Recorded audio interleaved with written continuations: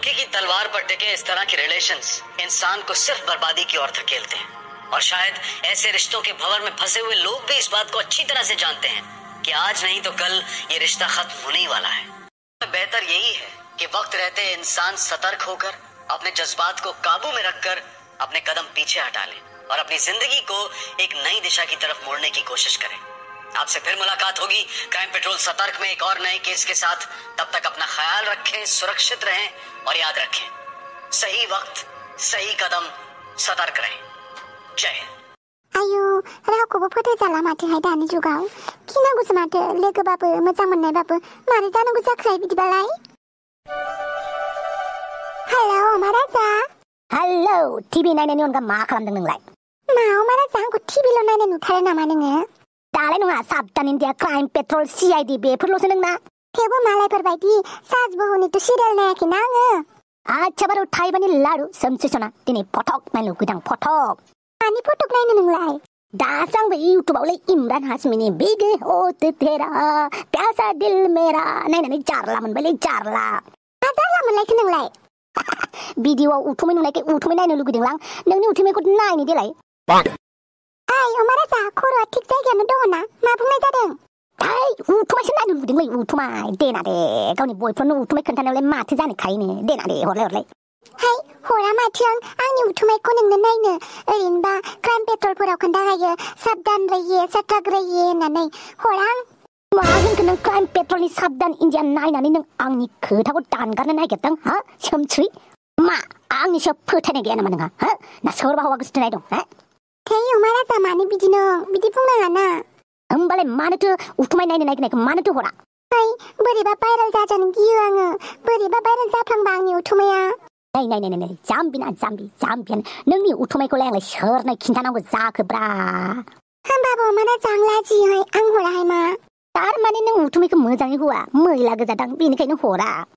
सिख्ला मानसिफ्रानो एसे लेथ्रा थायो नामा? र' हरगासिनो। नै आं वाट्सएपआव हरबाय, नायदो अमा राजा। थेंक इउ सामसिसना, थेंक इउ। दे एबार आइथिंनि आफाथालाखौबो साफायनानै हरदो। थै अमा राजा, मा बिबाय थायो? आं हराहाय मा? थै सामसिसना, आइथिंनि आफाथालाखौसो होनदोंलै, आफाथालाखौ हरलाय नायनो आं।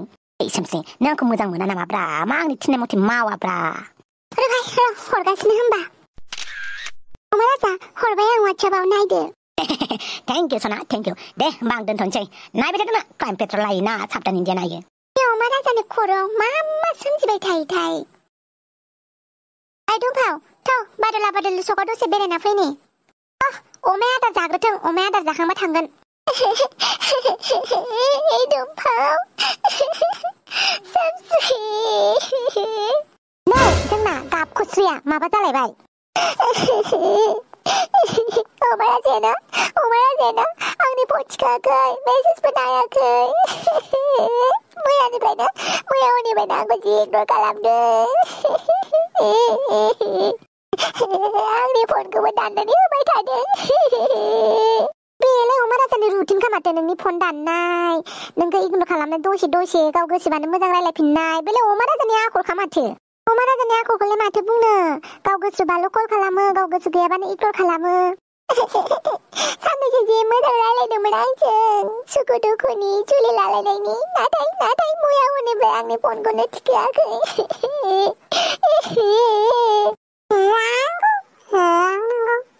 नांगौ हास'नायनि जिउ, गाबोन दं गाबोन गैया, बेनिखायनो बयबो सिख्लाफोरसो। बबेनिफ्रायहाय सन्थला? जानांगौ लोंनांगौ थानांगौ होननानै बबेनिफ्राय फैखो?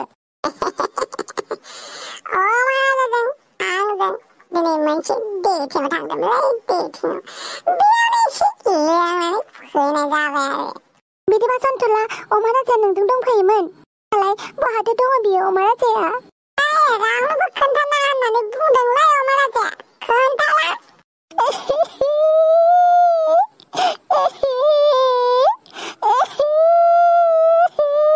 देलाय सन्थला खोन्थालाय। बिदिबा बोरैया मोनलायलाङोलां। देलाय सन्थला खोन्थालाय, अमा राजाया बहा दङ?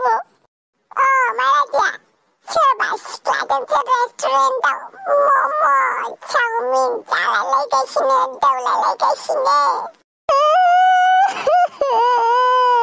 अमाराजा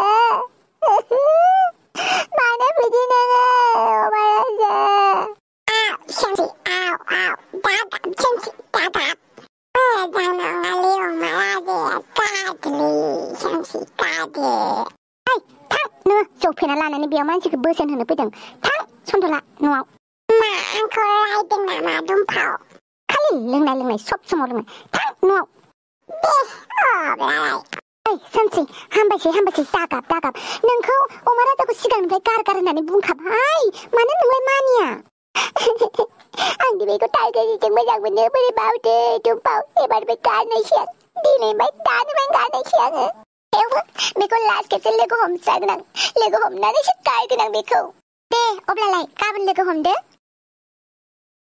आच्छा बारु थाइबानि लारु सोमसि कापखौ खान्दुरि आंखौ गारनो नागिरदों नायगोन आं बे आंखौ माबायदि ब्रेकआप होयो अमा राजा जाला सैमा बांग्रा आनै साथाम सिख्ला लानानै गिदिंग्रा मा नों नुदों नामा आंखौ सिख्लाजों बेरायनाय हे नुदोंबासो बुं मिथिबाय सन्थलाया खोन्थादों माथो सन्थलायासो खोन्थादों नाथाय नोंथ' नोंनि मेगनजों नुवाखैना नोंनि मेगनजों नुबासो खोनाबासो फोथायनांगौ मिथिबाय मालायनि खोथा लानानै नों जोंनि सना बायदि रिलेशनशिपखौ खैला खालामनो नागिरदों अमा राजा दाउला भेरा मोदोमनाय बिबारखौ सिखोमानो हाया होननाय बायदि नोंनि बेबायदि गाज्रि आखलाबो गोसारनो बारा गोबाव सम नाङा मिथिबाय बडिगार्ड लाबोलायदों माथो सोमस्रि मा सानो जान नाथाय नोंखौ आंनो दिनैनिफ्राय नांला आच्छा बोरै गारनो नायथारगोन ना नोंनि उथुमाय आरो आफाथालाया आंनि फनाव दं मिथिबाय बेखौ आं भाइराल खालामनानै होगोन